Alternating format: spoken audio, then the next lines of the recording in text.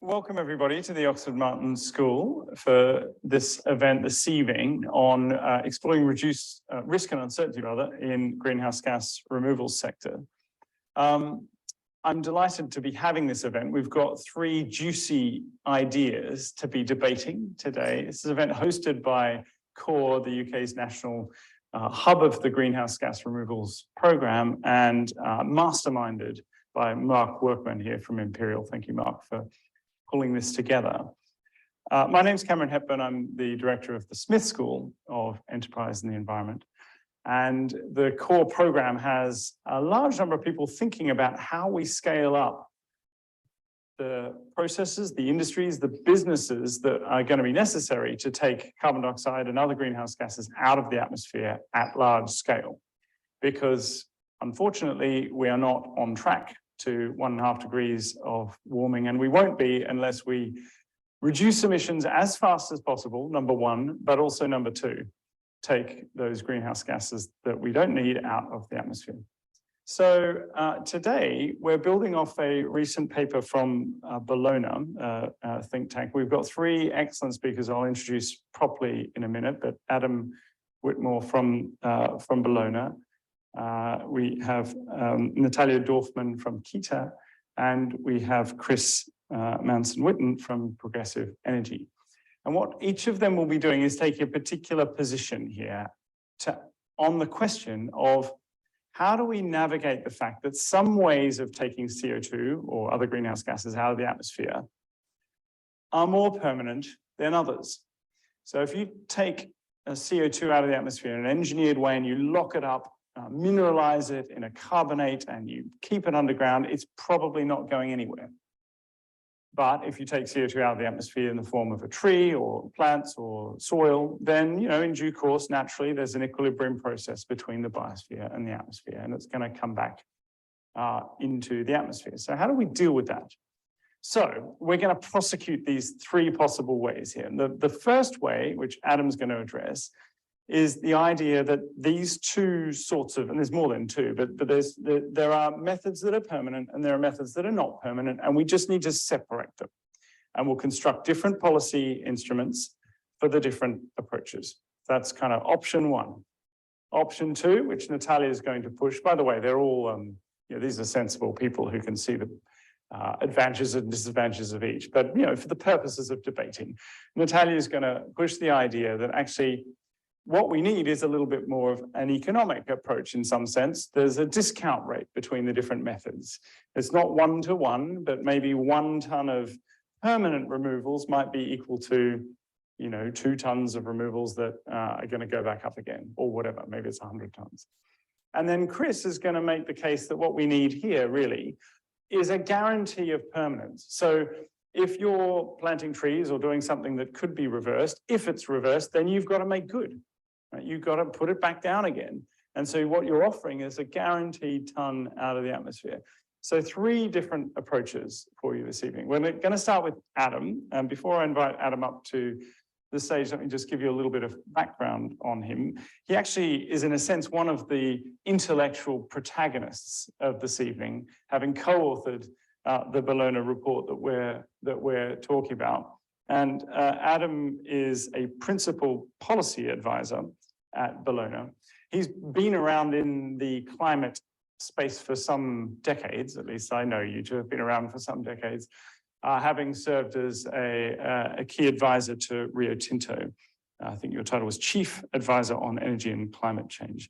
So he's the perfect person here to kick us off, having co-authored the paper that in a sense has led to this debate and having had a lot of experience. So please join me in welcoming Adam to the lectern.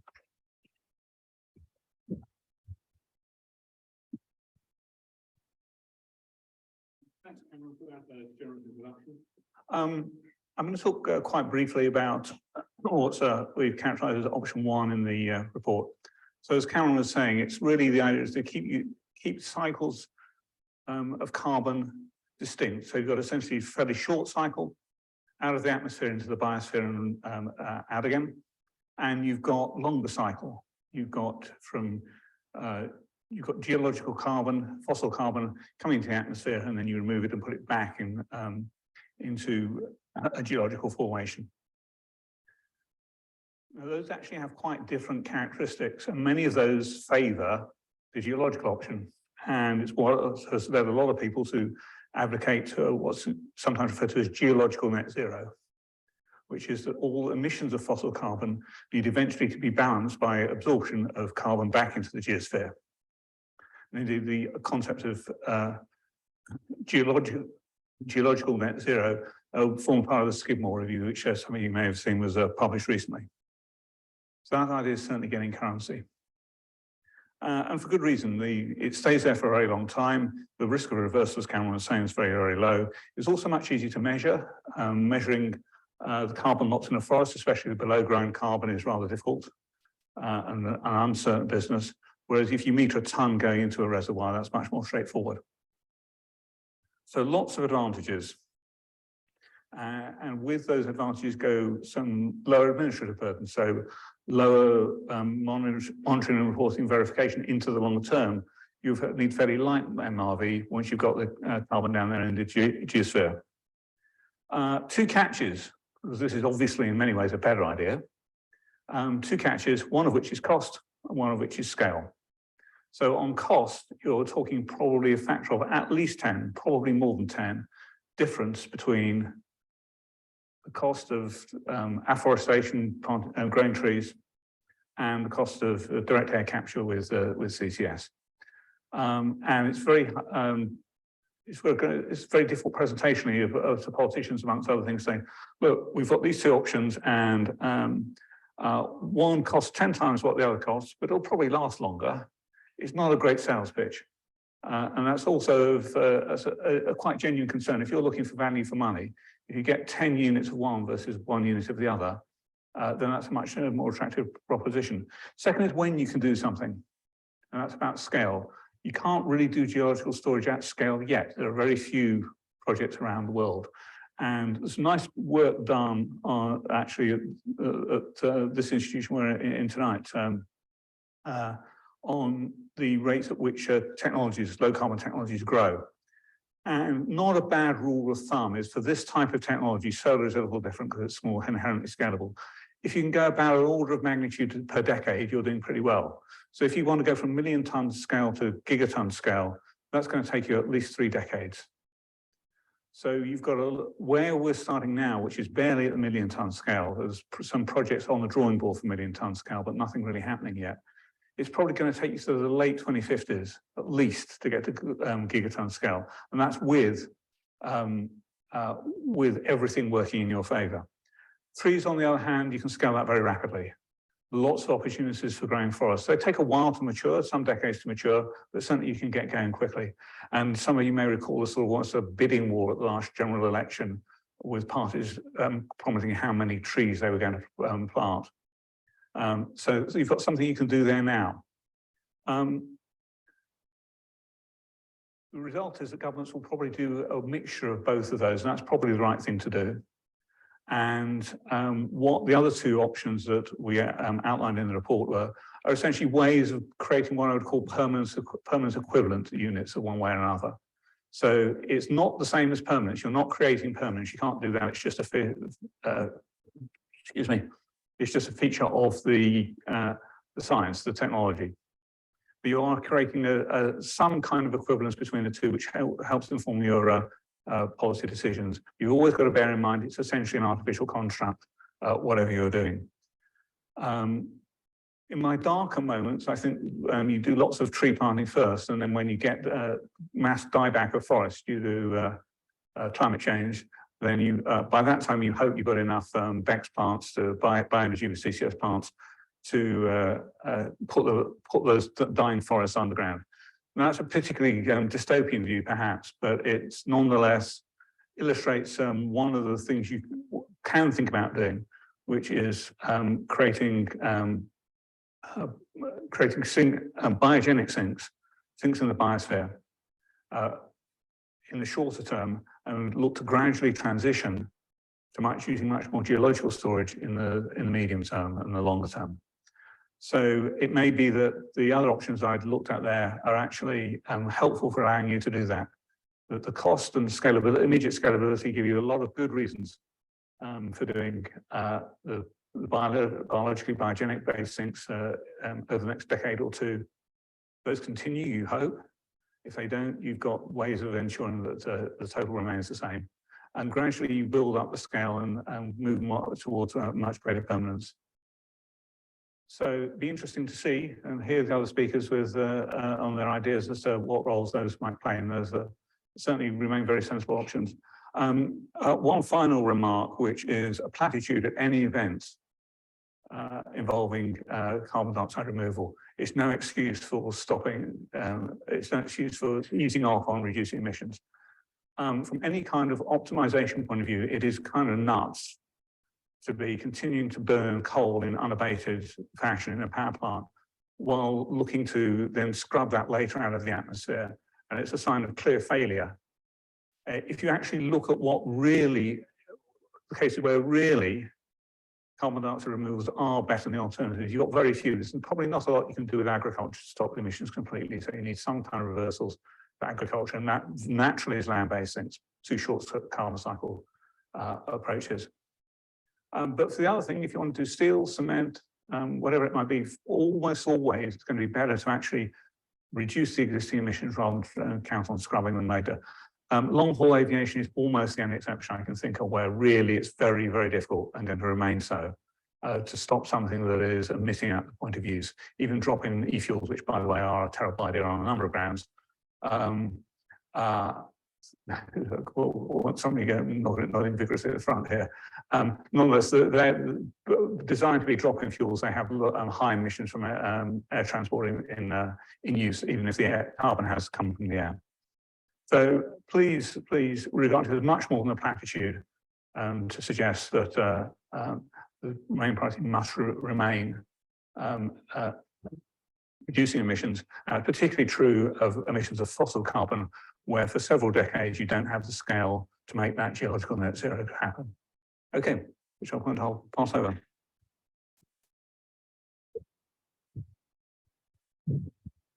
Thank you very much, Adam. Making the case there that these different types of removals are so different, we need to treat them completely separately. Without going into the different policy mechanisms that we might use, that's the case there.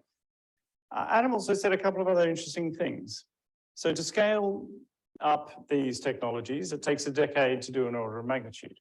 And if that's right, from 1 million to a gigaton is 3 decades. Where does that leave us then? Well, the recent report of CORE, led by Steve Smith, who I see here at the front, the state of CDR, or the state of carbon dioxide removal, has a look at how we're going so far. If we need, as the IPCC think we do, perhaps 5, perhaps 10 gigatons per annum removals by and after 2050, then where are we now? Steve and his co-authors report suggests that we actually, positively, we have perhaps 2 gigatons of land-based removals happening right now, but a very tiny fraction of the more permanent engineered removals. So it's something to keep in mind as this debate progresses. But thank you very much, Adam, and thank you in particular for keeping to time. Okay, so I want to move along now to the second proposition, that we need some sort of exchange rate or discount rate between these different types of removals. And Natalia Dorfman, who we have here, is the perfect person to be speaking to this proposition. She's the co-founder and chief executive of KETA rather, which is a carbon insurance company. So she's the one, in a sense, carrying the can if some of these removals end up being reversed. So she should have a bit of a clue about how to think about those risks and how to manage them. Before founding KETA, she was the global head of new business at a law firm, Clyde & Kohler. She stresses to me that she's not a lawyer. And on the contrary, actually, she was one of the UK's top 100 female entrepreneurs to watch, according to NatWest and The Telegraph. So we're looking forward to watching one of the top UK female entrepreneurs. Natalia, welcome to the stage. Tell us about exchange rates for removals. Thank you.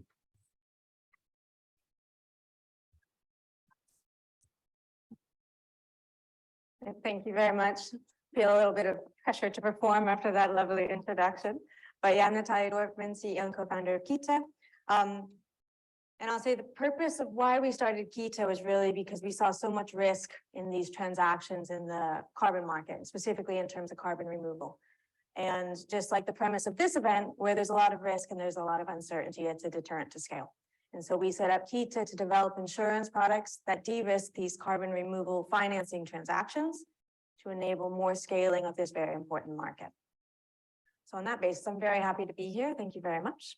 And to talk about exchange rates. So what I'm going to talk about is what they are in this context, the pros and cons of them, and then I'll say my view on them, which I would say is not necessarily the Oxford debate style, wholly in favor. I would like to bring a slightly more nuanced perspective. But what are exchange rates? So I read an article this morning, actually, that if you're going to remember one thing from what I say, it's probably this is the takeaway. Are 3 trees worth 1 rock? That is the core question in a way here that we're debating. So clearly, when you're removing carbon from the air, like Cameron said, you're storing it away in some form of storage system. That might be nature-based. It might be storing it away in a mineral deposit underground. The way in which you store that carbon clearly has an impact on the likelihood of reversal, the carbon getting back out into the atmosphere. And when we're talking about carbon removal in the context of climate change, we're really prioritizing for the permanence of that removal. If you're going to remove carbon and someone's going to make a claim that they've neutralized their emissions, you better hope that carbon is stored away as permanently as possible. And right now in the market, that's not how these tons of carbons are addressed. This, largely speaking, 1 ton is 1 ton. It doesn't matter. The reversal or permanence risk isn't really quantified in there. So the exchange rate is trying to account for the difference in reversal. So how many trees are worth 1 rock? And the way that you look at doing that is by a risk-adjusted tons. So let's break this down. So at one point, higher reversal risk means a lower price. The exchange rate is proposed in the Bellona paper to be set in advance by regulation. So you're looking at it in the carbon markets lingo, an ex-ante view. You're looking at the carbon removal project at its start, and you're trying to extrapolate out what's the likelihood of reversal across its life, based on climate change factors, governance, regulation, management of that project. The third point is if that carbon removal type is too highly reversible, then it might not be eligible for this exchange rate in the first place, which is another indication of risk. So if we look at how that can work in practice, so right now there's a form of carbon removal, and it has 1 ton. It's going to capture 1 ton of carbon. Right now, that's 1 ton of carbon. If we assess it and say, actually, we think there's a 25% likelihood that that ton of carbon is going to get re-released out into the world, you would use this exchange rate mechanism where there's risk-adjusted ton. And you would say, instead of 1 ton of carbon, actually, that's 0.75 of a ton of carbon. So if a company's going to buy that ton of carbon to offset 1 of their tons of carbon that they've emitted, instead of just buying a ton, they're actually going to have to buy 1.33 tons of carbon from that carbon removal mechanism. As opposed to if they bought from maybe a lower risk of reversal form of carbon removal, they might not have to buy as much. That is the concept of a risk-adjusted ton and the concept of an exchange rate in this context. So the pros and cons here. I think a key pro, and I say this from the perspective of an insurance company, is the simplicity of looking at this from the perspective of permanence and reversal. If that is what you are maximizing for, so you're not looking at biodiversity, co-benefits, et cetera, just permanence and reversal, this is a simple way of looking at that risk. It also provides clarity at that point of purchase, which again is important for the buyers of these carbon credits, which is a confusing thing to buy. It actually gives you clarity at the point of purchase. What is the expectation of reversal of this form of carbon removal? And I think if it were to be set by the regulator, it would provide a level of safety and trust, again, from the buyer's perspective, that this is actually set by a regulatory body. And it gives me confidence that this carbon will be eligible for my net zero targets. And from the just perspective of insurance, I like the concept of a risk-adjusted ton. This is how an insurance company would look at the risk of reversal. And we would look at the risk, we'd price the risk, we'd sell an insurance policy off the back. I would say in terms of the negatives, and I would say I do see some negatives of this approach. I think they fall into 3 categories. Again, the regulation, the ex-ante nature, and I guess the perspective of developers. So on regulation, I think it would be amazing if this could be regulated. I find it very challenging to think about how a regulatory body could regulate this space in any kind of near-term future. I mean, carbon removal is evolving really quickly. You would need to get all these different types and geographies on board. It would be like herding cats. And when we're talking about mitigating risk and uncertainty, we're talking about doing it now because we need to scale up these markets now. And I think it'd be a hard thing to expect a regulatory body to form and execute on this soon. So I think that's one downside. I think the ex-ante nature of this is a challenge. So the assessment of this exchange rate at the start, because you're extrapolating out quite far into the future. And many things can change. And if there's a question around the reliance of that risk assessment and thus its impact on the exchange rate, then you lose the whole purpose of why you're doing this, which is to increase the trust so that actually I can buy this risk-adjusted ton of carbon. So I think that would be a key challenge. And I would think you would need frequent reassessments of the risk, and it would, largely speaking, have to be done on a project-by-project basis rather than sort of big chunks of types. And then the final downside, I suppose, to flag here is, I think, from the developer perspective. I would worry that it would reduce the incentives for developers of carbon removal projects to actively maintain and improve the permanence of their projects, because the price is set. What incentive do I have to improve it? I also think there could potentially be a disincentive to entry, particularly in the nature-based space. It's already hard to get people to enter this space. It's a margin-constrained business, one could say. Adding this additional level of complexity and sort of taking away some of their autonomy, I think could be a challenge.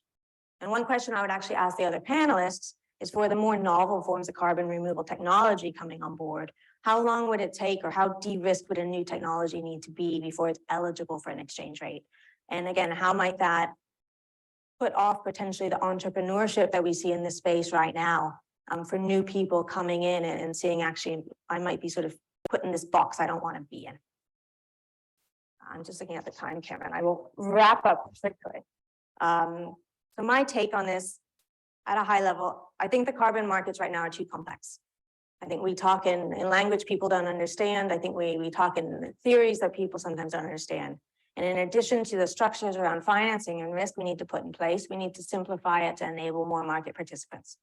And not people who live and breathe it, but people who have a day job that takes up 99% of their time, and they just need to spend 1% of their time to buy carbon.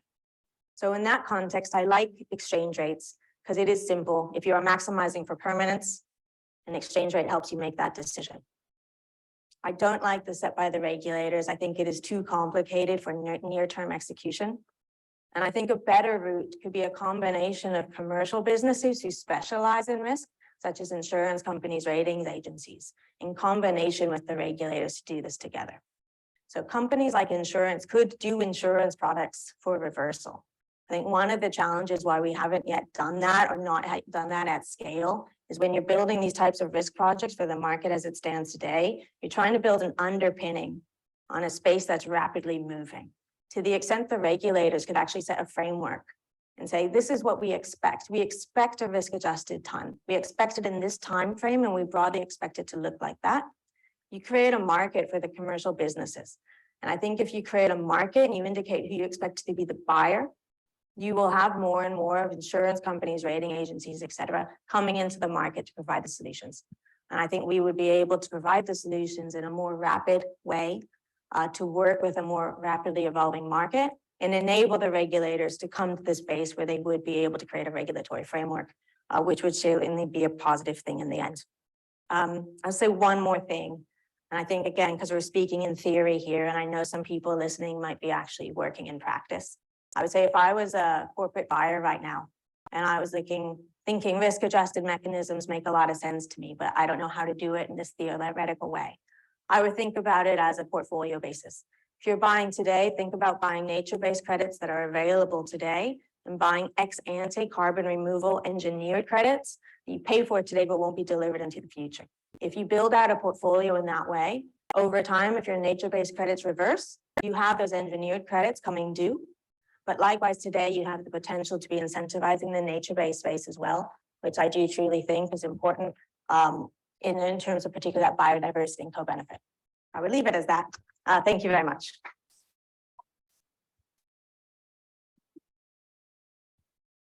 Well done, Natalia. I stopped with 1 second, literally, to spare there of your 10. Beautiful timing. Okay, so that's the case for the risk adjustment or the exchange-based mechanism. If you've got questions, store them up. We're going to have a long Q&A session afterwards. And those of you, there's quite a few people tuning in online. We'll be picking up your questions too. So you can type them in to the chat and they will reach me and get asked.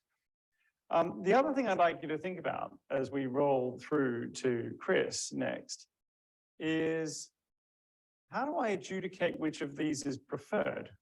So we're putting 3 different mechanisms in front of you, but we haven't said, what are you trying to optimize here? And that's, of course, because it's not clear exactly what we are trying to optimize. Is it financeability? Is it integrity of the carbon markets? Is it simplicity? Is it low regulatory cost? Is it something else? So have a think about what you think we ought to be optimizing with these different mechanisms. Perhaps you can put questions around, is your proposed solution actually going to deliver what you think is important here? Okay, so with that, we're moving to the last proposition here, and this is that you got to make good if there's some leakage. We're going to insist on permanence. If a fire sweeps through and burns up your forest, you got to put it back. Now, Chris is going to help us here because Chris Manson-Whitten is the Chief Executive of Progressive Energy. He has been, like our other 2 speakers in this space for a very long time, as an industry leader. He was instrumental to HyNet getting up and running. This is the industrial decarbonization cluster. And actually, to Adam's point about how long it takes to scale, Chris's target is 10 million tons a year by 2030. So if he keeps going at an order of magnitude a decade, by 2050 he'll have a gigaton.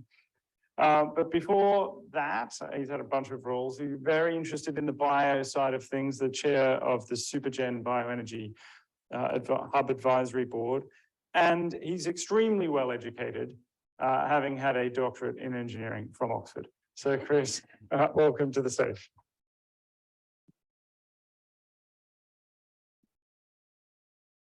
Thank you for that introduction, Cameron. Really good. So yeah, I'm going to make no bones about it. I'm going to talk as a practitioner. So it might be a slightly less theoretical, but that's where I'm going to be. So cards on the table.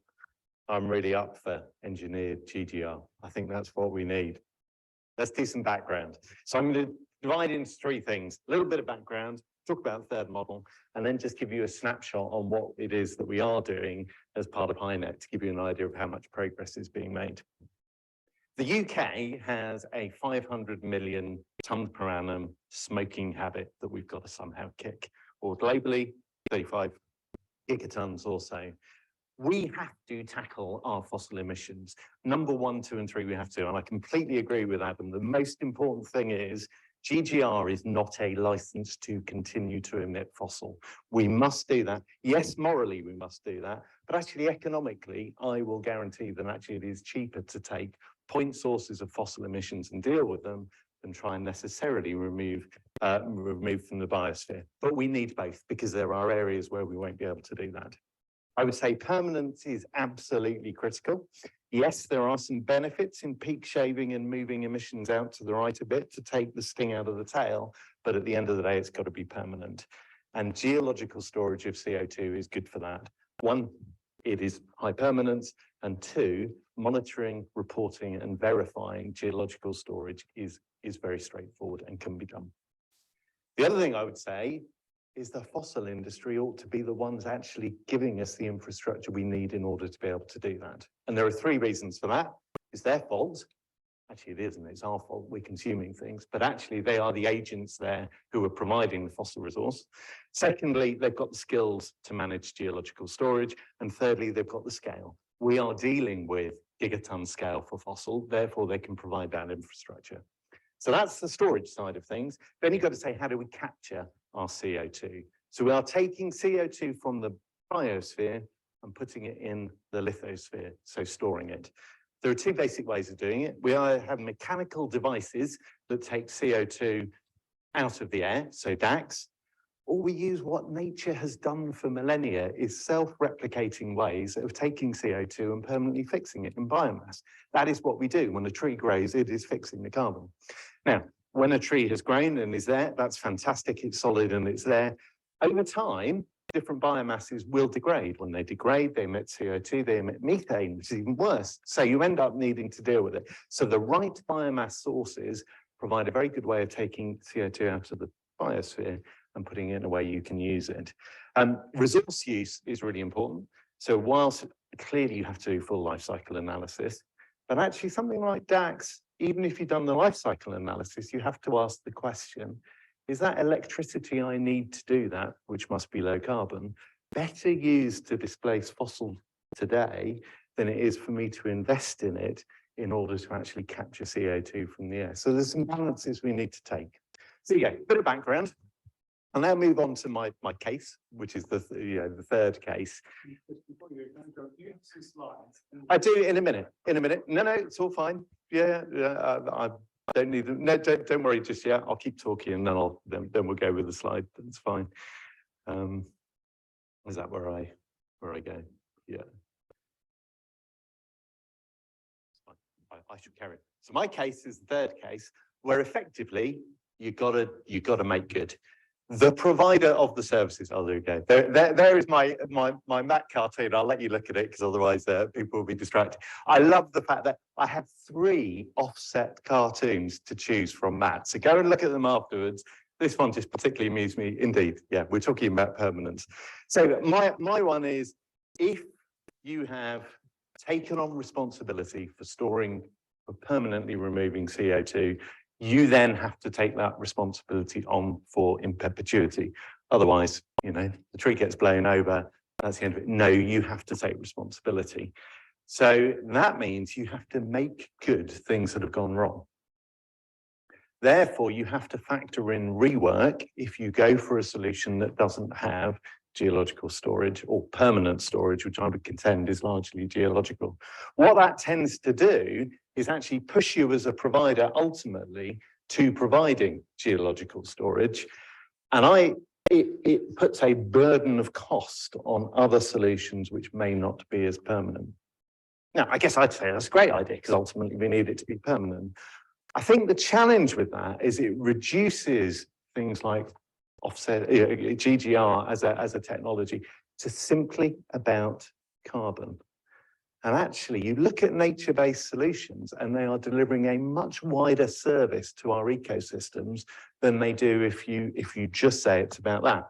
So if you burden a lot of cost by the fact you have to factor in the rework to nature-based solutions, you might end up where you're not actually seeing any of those benefits at all, which I think is important.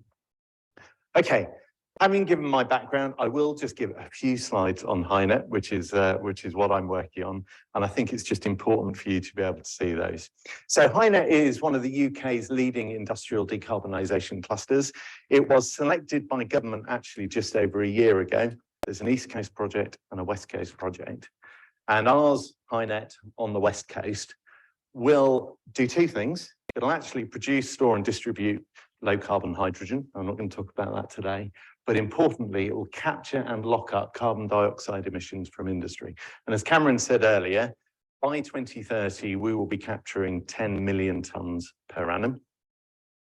Let's just put that in context. Against our 35 gigatons of emissions globally, 10 might not sound a lot, but actually, by the time we've done some emissions reduction and actually trying to do some energy efficiency, we're only needing around 2,000 or 3,000 of these around the globe in order to actually tackle our fossil emissions. So maybe a small, but actually that's quite a manageable number over the period of 25, 30 years. So keep that in mind. We're actually reusing an awful lot of infrastructure, which is quite helpful.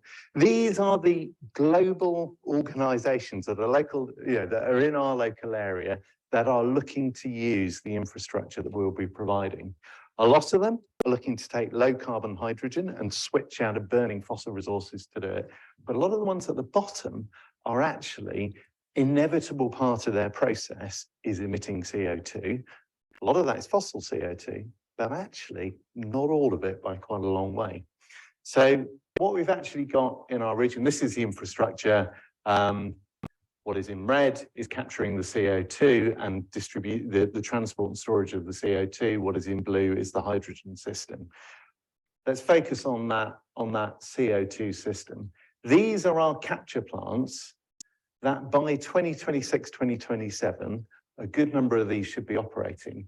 And every single one of those that you can see in green contains an element of biogenic material, which when it has been combusted and we capture the CO2 means that we have bio-CO2. So if I look down there at Padeswood cement plant, 800,000 tons of CO2, of which a big chunk of that is fuel used in the cement plants, and cement plants use solid recovered fuels. They use meat and bone meal. They use biogenic material.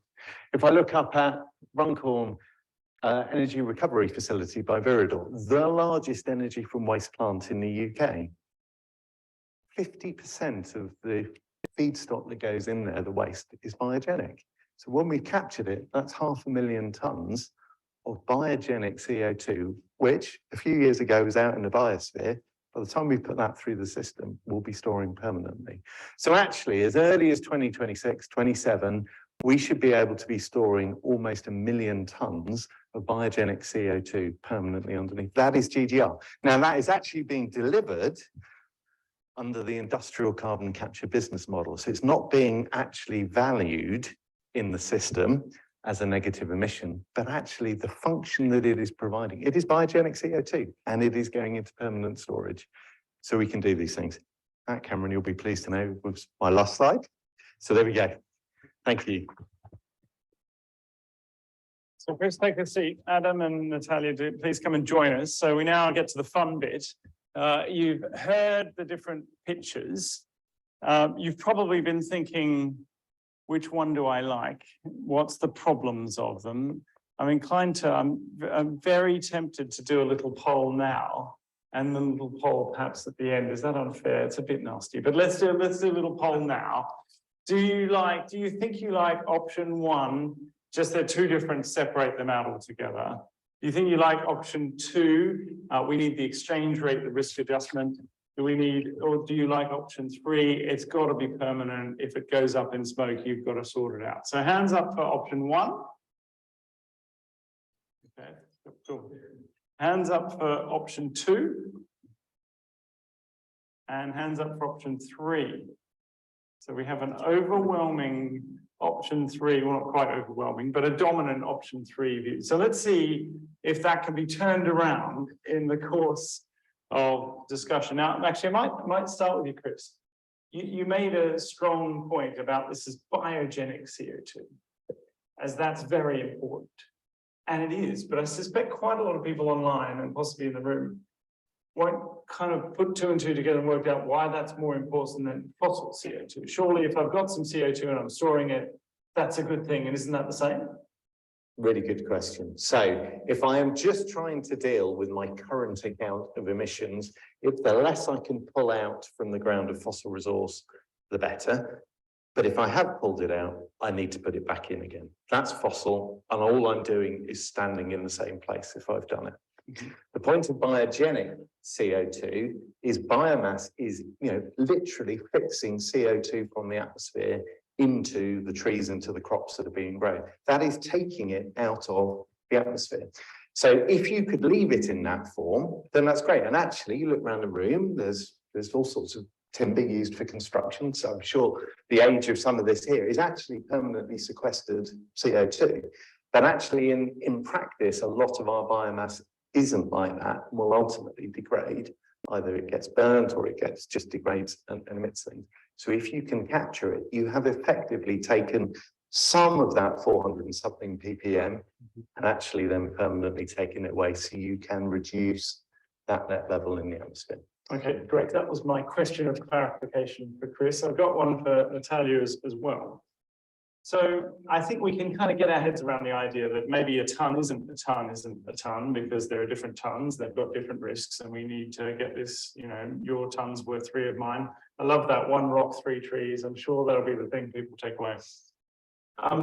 But why is it 3 trees and not 10 trees or 100 trees? More to the point, how are we going to decide that exchange rate in a credible way? Seems really tricky to me. Well, I suppose that's why I think it would be very, very tricky from the regulatory perspective. If you think about it in bulk, I think it becomes really tricky.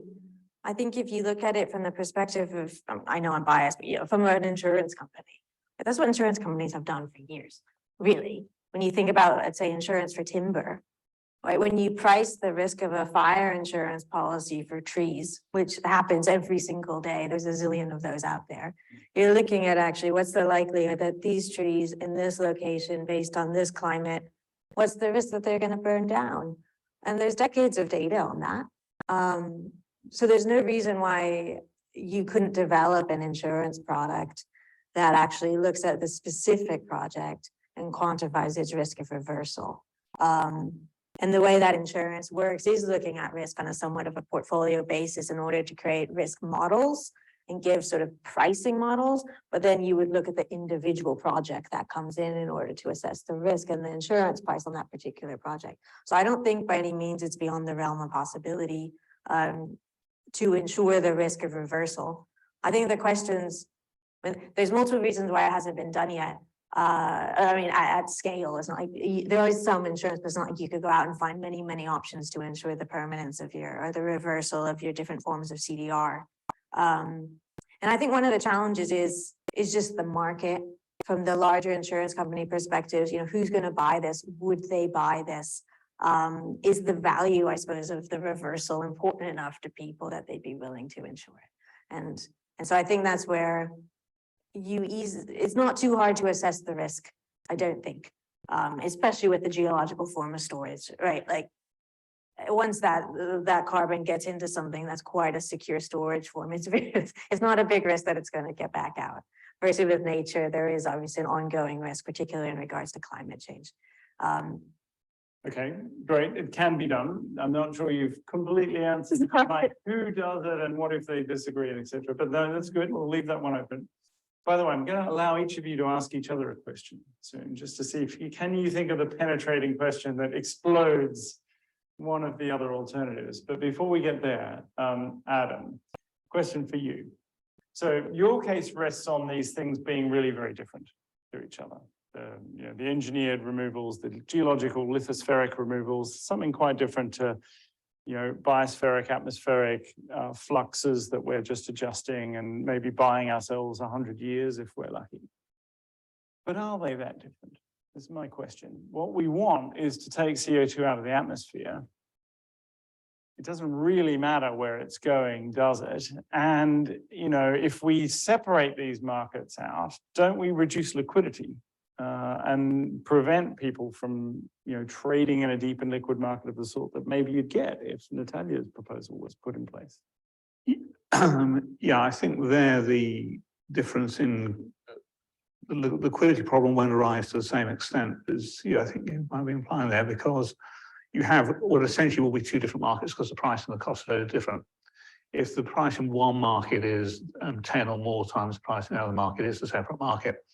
And also the policy instruments that you are going to use and certainly the level at which you'll set them is going to be different between what is still a very early stage set of technologies, apart from waste energy plants, which are a good example of things you can do now by way of removal, and I'll do canvas permanent removals, absolutely accept that. But for the most part, you've got quite expensive things to do, certainly if you go in the beyond the waste energy plants and do things like DAX or bioenergy from energy crops and that sort of thing. You're going to need quite strong policy support there, which won't need to be certainly at the same level and to the same extent with afforestation or something. So it's different prices, different policy instruments needed. So really you're not, I think, inhibiting liquidity because it really wouldn't be there in the first place.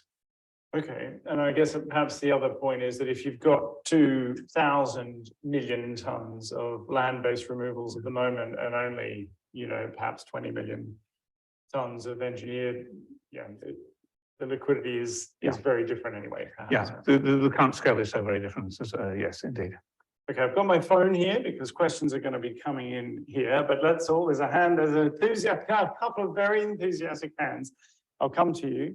I just wanted to check, sitting on the panel, is there a thought, I don't know how they've got away with that dodgy argument of one of your fellow panelists. Would you like to, in fact, Chris, I'm not sure I asked you the penetrating question I had in mind. I gave you a question of clarification. Go on then.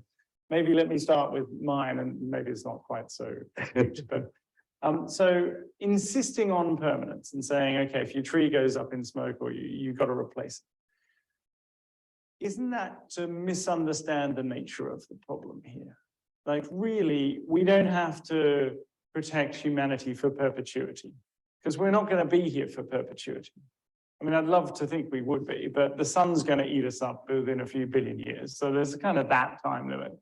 And I'd like to think, you know, we might get another 1,000 years if we're lucky, maybe 10,000 years, but we kind of don't need to go to infinity yet. And actually, if we could buy ourselves even 100 years of time on this climate problem, that is hugely valuable, isn't it? Because by then we can sort ourselves out. So is it right to go and kill all of these wonderful nature-based solutions by insisting that they guarantee permanent removal? Well, indeed. And I mean, I have to say, yeah, well, quite frankly, we have a problem. We are, you talk about in a number of billion, quite frankly, we could fry ourselves in a much shorter space of time. So we have to deal with things now. Then we throw the argument the other way. So if you don't care about permanence, then the consequence is if I do something and it re-emerges in 5 years' time, that's okay. And I would contend it's not. So there is a time period that you need to deal with. And yeah, I'm afraid, as I said earlier, I also think we need to take a broader view on what we're doing. And actually the different nature-based solutions offer a lot more services to our sustainability and ecosystems. So I'll be blunt, I think there is a role for both. And so, yeah, I'm sorry, I'm not Oxford debating and defending my own case, but I do think that is quite important. We are actually fundamentally, go on. No, I was just going to say, I think I misunderstood Chris's case when I read the Bellona paper.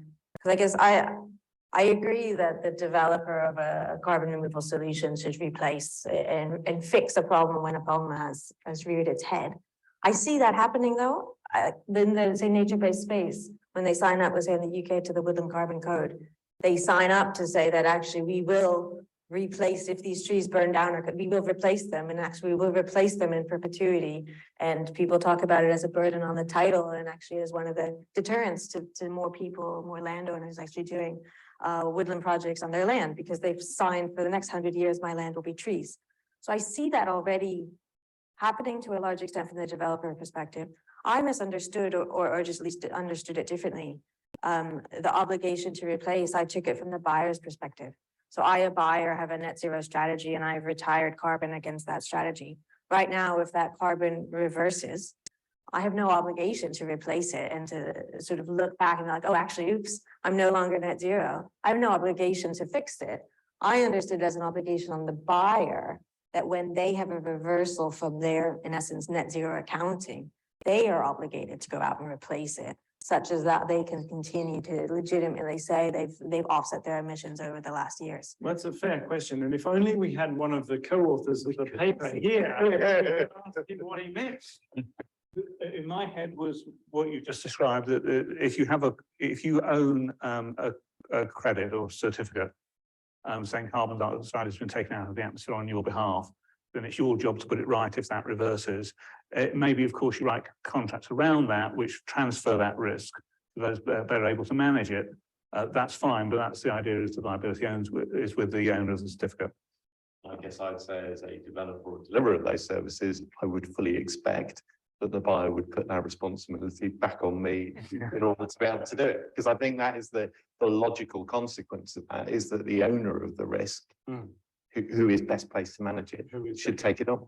Yeah. You know, so. And that is the developer, probably not the buyer. I think it probably is in this world. Okay. Adam, Just going to ask one question of clarification, and see if you guys got views on this.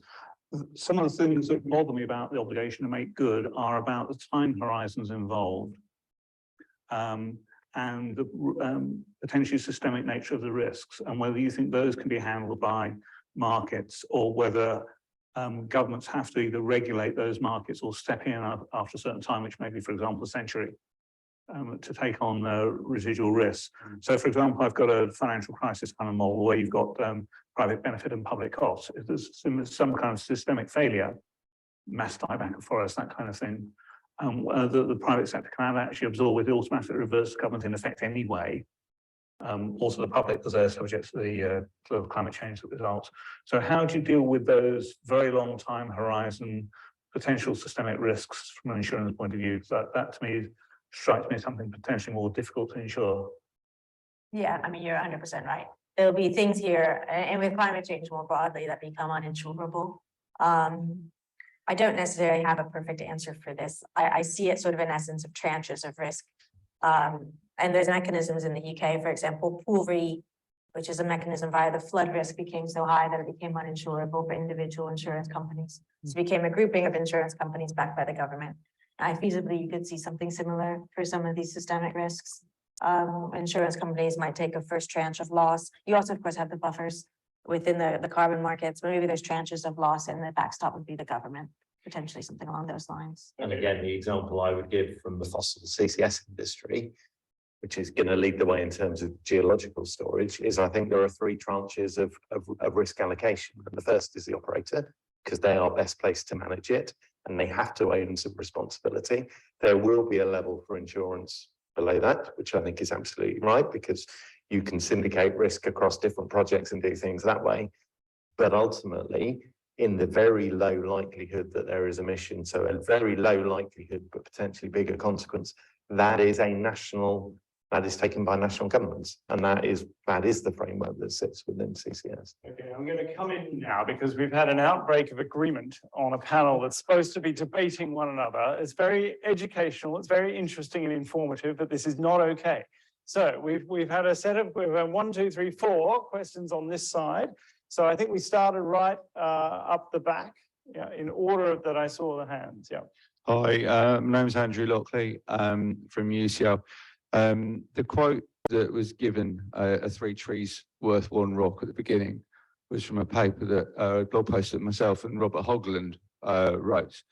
It was quoted without citation. The risk of doing that is that it can be taken out of context. And the argument we were making, just for clarity, was that it was not about the risk of reversal, it was about the discounting impermanent storage to equate it price-wise. So I think there is an argument about the risk and how you price in risk. But to be clear, the 3 trees worth 1 rock concept was based on how much, if storage is time limited, so for example, if biochar lasts for 500 years or whatever, then how long or how much biochar do you need to equate that to like a carb fixed permanent storage? It wasn't about the risk of unplanned reversal. And I think that's an important difference in the concept, although people could take the idea and then reuse it. I actually want to, the question I had, that was just a point of clarification. The question I had was to the chap from HiNet.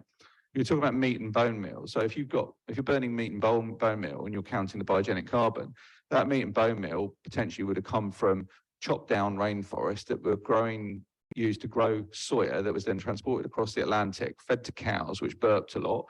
Then the waste might have been stored in a leaky storage container, releasing even more methane, and then put through your cement plant. And then you've got all the fertilizer and the methane and stuff like that's been used in that entire supply chain. And that may easily completely overwhelm any carbon benefit from the meat and bone meal being put through your cement kiln process. So I think it's really dangerous to say, oh, look, that was a biogenic carbon atom and therefore we can count it, because it just doesn't work like that. Great. Okay, so how biogenic is your biogenic? We'll store that one up, Chris. There's a gentleman just in front there, and I've got a new one. It's not 3 trees to 1 rock. Maybe it's 5 lumps of charcoal to a couple of anyway. Right. So, question there. Hi there, Travis from Sea Capsule. Natalia touched upon this concept of risk of reversal as a percentage-based likelihood, and you've already flirted with the idea. But what time horizon should we be assessing that percentage-based likelihood of risk? You know, should it be 10 years, 50 years, 100 years, 1,000 years? And the reason I'm asking is because I don't like this, terminology around permanence, because it's very absolute. and nothing is permanent. So can the panelists argue a case for a particular time horizon? I'd be interested to see what your thoughts are there. Super questions. I've got biogenic for Chris, time horizon for Natalia, or indeed anybody. There were two more on this side. I'm going to collect them up and then we'll take some answers and then go to the other side. So. Good evening, James Hewitt. The government should not, I don't think, be the natural ultimate underwriter, because I think the general public doesn't think there's a social license to continue with proceed with carbon capture and storage.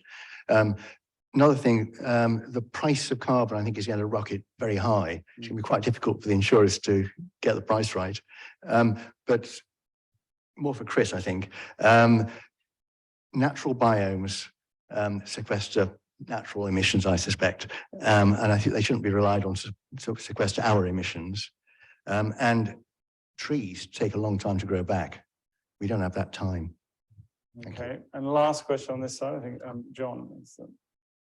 Right, John Rees. Now, this is either a very profound question or a demonstration that I haven't really understood the issues. But the question is for all three. To what extent are your propositions mutually exclusive? Right. And a corollary to that, I mean, what sort of things are going to come up if you get different approaches in different jurisdictions? Yes. Okay. So do we get regulatory chaos? Can these things be layered on top of each other? Now, I mean, well, in fact, let me start with Adam, and I won't steal your thunder. The paper actually directly expresses a view on that. So do you want to kick off with an answer there? Just that hybrids are possible. It's just a convenient set of buckets to help you think about the implications of each of the different approaches, but certainly you can imagine combining them. Okay, short and sweet. There's a lot more we could go into about which bits can be combined and how, but Natalia, do you want to address what's the time frame? Risk of reversal. Yeah, I agree with you. I think the concept of permanence, particularly the concept of permanence beyond our lifetimes, I struggle with. I mean, it's like, who knows? And I know your organization works more in the concepts of durability, which is another term that more and more people within the carbon markets are using. And so I suppose I would like to think of it in as short timeframes as possible, really. I would err more towards a 10-year time frame so that we can keep managing it within our lifetimes. And if you think about it in that kind of ongoing reversals, replacement type mechanism, if you manage it in shorter term timeframes and you're on top of when it's not going well and you're looking to replace it and manage that replacement, I think shorter term timeframes make sense, but maybe it's a combination of we manage it on shorter term timeframes, but we try and develop solutions on as long a time frame as we can sort of scientifically understand. That's a clear view, even if you don't agree with it. And Chris, you had a couple of questions directed your way. Yeah, no, that's fine. And really right and legitimate questions. So making sure that proper life cycle analysis is done of biogenic resources is absolutely critical. So, you know, I sit as part of the Bioenergy Supergen hub. You know, there is a huge amount of very good quality work being done on that. And the trouble with biomass is it's subtle. It isn't all good and it isn't all bad. You can do it incredibly badly, or you can do it well. I guess where I would naturally go is I tend to focus on our waste-derived chains, because almost certainly, in most contexts, those resources have had a life to do something that the world wanted to do. Again, question exactly where, but the burden there ultimately, I think, sits with what that primary use of that product is. Once that has been done, then dealing responsibly with the waste is important. And I do think a key part of that is the fact that there's an opportunity to be able to then permanently sequester it. Yeah, I'm absolutely not a fan of growing virgin trees and then burning them. I don't think that makes sense. However, a well-managed forest, which will store carbon more effectively, will produce some co-products that come from there, which it may then be appropriate to use in these contexts. But the examples I've given are on the back end when we have a waste and then trying to deal as responsibly as possible. You then layer on top of that how permanently and how well have I stored the CO2, but you need both to work well. Now it is 6:59. So can I just have a show of hands? The energy in the room is rising just as we need to stop. So can I have a show of hands on this side? How many questions were there? Because we've got 4 online. Okay, so let's take these 2 very quickly.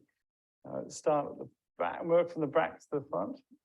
Hi, yes, I had a question about the fact that project developers might have a perverse incentive to not ensure long-term quality if an exchange rate has been established at the beginning of a project. I was wondering if you could speak to what mechanisms are in place for them to ensure quality, or is it like once the exchange rate has been established, there's not ongoing maintenance or monitoring? That's a super question, the sort of question you might expect from a brilliant Smith School master's student. And Steve Smith here at the front. Thank you, everyone, for your talks. Excuse me. I was thinking that there are actually fundamentally different types of risk and drivers of durability. On the one hand, you've got the kind of fundamental physical chemical properties of things like geological storage or the way that biochar degrades in a soil. Then you've got some sort of well-known but maybe hard to quantify hazards, and you mentioned the risk of climate change, burning a forest.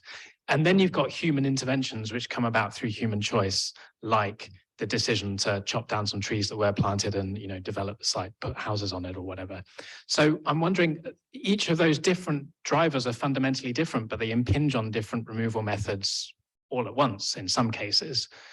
So perhaps building on John's question about whether these are mutually exclusive, do you actually think that some of these 3 different methods are better suited to different kinds of risk and might be stacked for the same specific removal method? A typically sophisticated question of the sort we expect from Steve. Okay, so we've got 4 online too, and we are done actually on time, but I'm going to run over because this is too much fun. So the moral hazard question, I'm going to describe it that way. Fix the exchange rate and then nobody cares if it just goes up in smoke, Natalia. So could that be the Achilles heel of your proposition?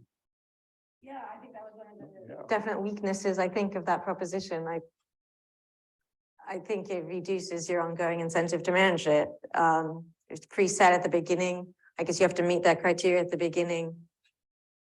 That's one of the weaknesses, and I think that's one of the weaknesses you referenced in the writing of the paper. And so you can try and manage that with things like contractual terms, which will require good husbandry and that sort of thing, but contractual terms like that are much less effective than a market price signal. Yeah. Okay, kind of team response there. I just wanted to jump in on the permanence and how long is permanent question, which is if you think about what you're doing, you're trying to balance residual emissions to the atmosphere. And if that's fossil carbon, that fossil carbon stays in the atmosphere for a very long time.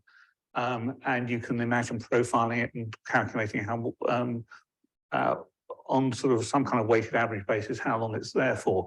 But if an emission is a removal is meant to be permanent in the way that an emission of fossil carbon is effectively permanent beyond all of our lifetimes, much of that fossil carbon will be there. So for that reason, we talk about permanence and we mean beyond a human lifetime. I'm not going to get into a question of whether it's a million years or 10,000 years or 1,000 years. I'll take any of those. But it's not 5 years, it's not 10 years. But it might be 100. So just to clarify, I meant more, you want them to be permanent, but you need to monitor them on a more frequent, you can't just be like, great, there it is, 1,000 years, check. It needs to have the monitoring of it, needs to be on a more frequent, but we should be trying to develop solutions that of course have the 1,000+. We're just not going to be around in 1,000+ to know if we've been successful or not. Well, maybe we'll see. We want to see. So what about Steve's question? There's a horse there and there's a course there, and we just match the horses and the courses. So I guess I'd want to make 2 observations. First of all, I think what Natalia said at the end of your piece, I think is really important.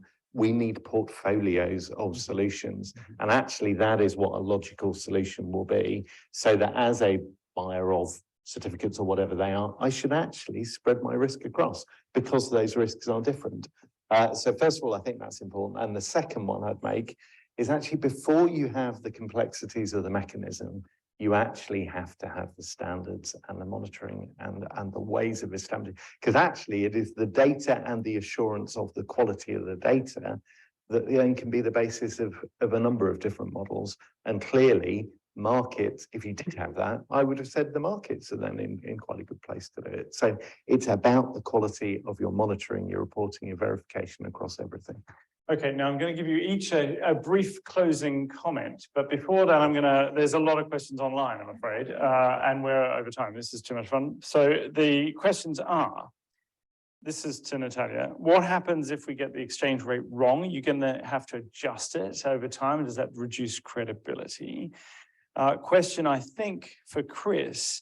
So if you're liable for permanent removal, where does that liability end up, and does it shuffle around the value chain in a confusing way? And is it the buyer or the seller? You know, question, I think, for everyone. Can this work? Can your proposals work in a voluntary market, or do we need to get towards a compliance market for it to fly? Another question for everybody, I think, although perhaps, well, this is probably everybody. Don't we already have these buffer mechanisms so that a stone is worth 3 trees? You know, the buffers are different for different sorts of projects already. Haven't we dealt with this? Isn't it already sorted? Isn't this a non-debate? Kind of, okay, the guy who comes in and challenges the whole existence of the room, but whoever's doing that is signed on and is enjoying, anyway. And last one, what about negative discount rates? Could we instead assign a negative discount rate to a permanent reduction? That's a slightly crazy idea, but sometimes crazy ideas are interesting. Okay, so there's 5 questions for you, a minute each to sum up, and then we'll wrap up. Thank you very much. So Chris, in reverse order, yeah. First one, which is probably quite a good one, is, as I say, any system should try and allocate the risk to the agent best placed to manage it. I would have said, as a buyer of certificates, I would hope whoever I bought it from, I could contract so that they're responsible. As a capturer of CO2, I would do that, but I would contract in an engineered GGR sense with the provider of the TNS to take transport and storage to take the CO2 away. I would contract across there. So ultimately that long-term in an engineered one would then sit with the CO2 transport and storage provider with whatever layers of insurance and things that you've got there. I think that's how it works, and that would make sense. And a final sentence for your option 3 of impermanence. Make good or go home. I think, yeah, let's say you've got to do it. If it's going to be permanent, that's what it's going to be. Natalia, your turn. Yeah, I would just actually make it clear, I'm not actually wholly a proponent of option 2. We're just playing here, it's but, okay. To the question of actually, I think the question was, will the risk adjustment become invalid? You have to adjust it. Yeah. Do you lose credibility? I think you need to adjust it. I would say annually. I think you lose credibility if you set it and you never adjust it. I think it needs a very much ongoing adjustment, which is what makes it very administratively burdensome for a regulator to do, and why I think puts it more into the realm of the private enterprise who has the commercial, I guess, incentive to go out and get paid to adjust it on a more annual basis.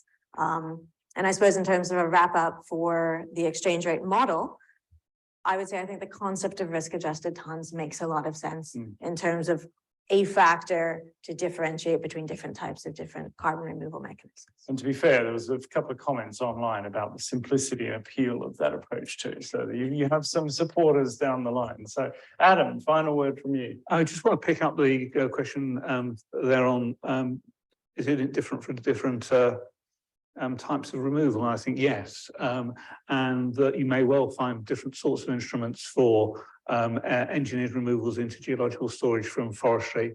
And I'd hope that we'd be looking at each of those in this context of the broader policy objectives, what we're actually trying to achieve with the removals, as you're saying. It's not actually quite clear what you're looking to maximise. Except I think, you know, probably the least contentious thing I can say is ultimately it's about the benefit to the planet and doing that cost effectively. Great. Well, thank you very much. Thank you all for coming. Before you give some applause, I just want to say there is if you found this interesting, how could you not? We're kind of designing an entire space that is as big as the emissions reduction world here, and it doesn't exist yet, and we have to scale it in orders of magnitude in a short space of time. But anyway, it needs to be designed, and that's what's going on. It's a very interesting conversation. If you found it interesting, the panelists, I believe, and some here are going to the King's Arms I'm right, after this. So the conversation will continue in time-honored fashion over a beer in the pub. For those of you online and in the room, there's a QR code. Please get out your phones and scan it and leave us feedback and say it was great, except the moderator was a loser. And otherwise, it remains for me to say thank you all for coming. Thank you for tuning in online. This is, I mean, I'm trying to make it fun, but it's actually seriously important stuff we are grappling with here, and we appreciate your input and your engagement with the core program as well. And a final thank you to Mark Workman sitting here for masterminding the whole event. So thank you, panelists. Thank you, Mark. Thanks.